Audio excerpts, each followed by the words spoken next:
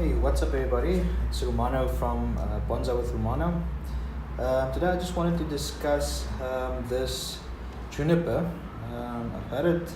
It's one of the first junipers that I bought at a nursery, and I thought I would just explain a bit more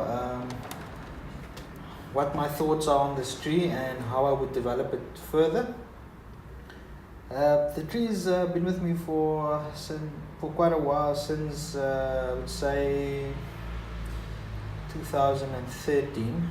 I'm still living in the other property, not too far from here, and the tree looks better than it did. I recently removed the raffia, so you can see there was a big bend made here, and I removed the wire that I previously put on, but as I removed the wire, this part here was too thin to support the weight of the tree hanging to the side, and so what I did is I just applied more raffia and left new wire on there just to support the tree while it was recovering, because if I left it like that, it would have probably broken off.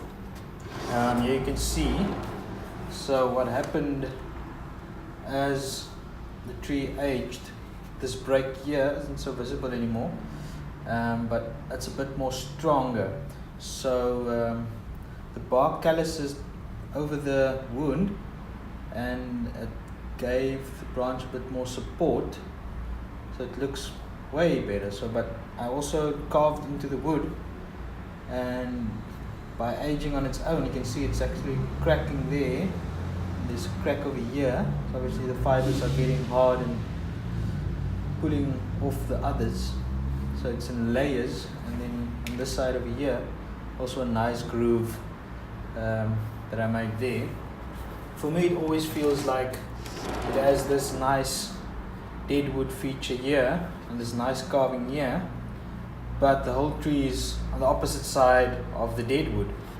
So I'm in two minds, and I'm wondering if I should just try and pull the tree over the next couple of years, try and get that part to this side, so that it looks a bit more natural, and also it pulls everything more together. And as I'm turning the tree around now, I'm just wondering if I shouldn't just sacrifice this entire bottom part and cut the tree off here, and then bring that closer to this side, and try and get this pad over here and try and pull this closer, so it's a bit more so it's a bit closer to the deadwood, because I actually like this feature a lot. But if I look at it like this, there's no sense in this tree because everything's this way.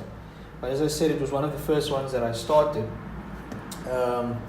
and even if the design's like this, I feel that it should lean a bit more like that. But then as soon as you tilt the tree like that, it starts going into a full cascade, where it's now, if you look at it like that, it's a semi-cascade. But from here onwards, I'm not satisfied with this tree, because this little branch that comes out here doesn't do much for the design, because this is it just looks like a skinny piece of twig that just came out, and I just left it to grow. I did wire it and thought that I would just try and grow it, but it just doesn't make any sense. It doesn't do the tree any justification. So what I'll do is I'll remove this part, just to shorten the tree a bit more, because I think if I remove this branch here, it brings everything a bit more closer. And then what I'll do is I'll just remove some of this long twiggy growth, so that the pads can compact a bit more. This tree's been redesigned a couple of times now. As you can see, this branch over here is also dead, and I got these two new shoots that are growing strongly, and I thought that I would just trim them back a bit more and work on the dead wood. Yeah, that's this tree, but for me it just feels like I'm stuck with this tree, and I don't know what to do further with it, so I'm just maintaining it for now. So what I'll do now is just trim these back a bit more, so it can throw out more shoots, because you can see I've trimmed it back quite a lot. and what happens is it gives you shoots right back to where the branches join with the primary branch, and then the secondary and tertiary branches come out very, very nicely. These brown parts in between are the foliage that dies off, and yeah, it's not something to worry about. It's not a lack of nutrition or heat or tree was destroyed by something. It's just literally, as that dies off, you can see the new bark, and this part in between just reveals itself a bit more, and that becomes a new branch. Obviously, as these die off and they thicken up, the branches develop like that. So I'll just trim back this as far as possible to the green part over there. That should allow the tree to still grow, because junipers, like a lot of their growth is in the tips of the tree. If you remove all that, the tree will bud back to survive. Here you can see this tree has been watered a lot.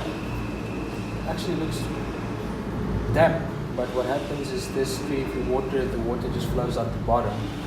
It's very free draining soil, it just looks a bit wet. It's been raining the last couple of days, and I'm like really impressed with this work that I did here. Just looks nice. And this tree was one of the trees that I thought that I would just give away or put on a raffle or something, just because I don't feel like I can do much more with this tree.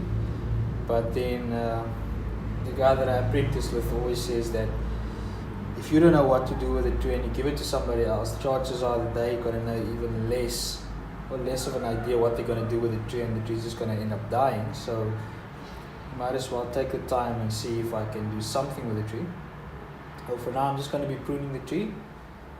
And hopefully in the future I'll redesign this tree and plant it into a better pot, because this was just a pot that I had that fit the style the best.